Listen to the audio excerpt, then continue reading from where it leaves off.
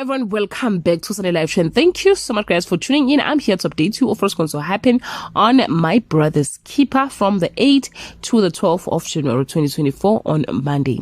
Nqubeko fails to sway Mshengu to let him marry Fakazile while Nomsa's hopes of falling pregnant hangs by a thread.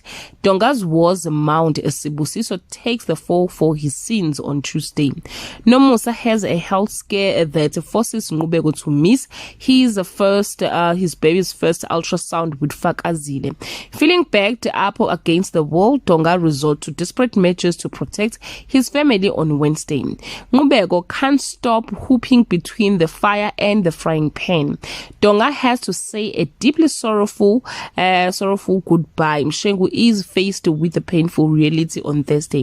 Fakazile states her claim. Mashonisa Sibusiso, while Bramesh notices things are missing on Friday, Nqubeko makes a compelling plea to get his family's support to marry Fakazile. Bramesh accuses Speed of sabotage. Nomusa makes a decision about her marriage that surprises everyone. Well guys, that's all I have for today. You can leave your comment below and share your opinion. Bye. Hello everyone, welcome back to Sunday Live Trend.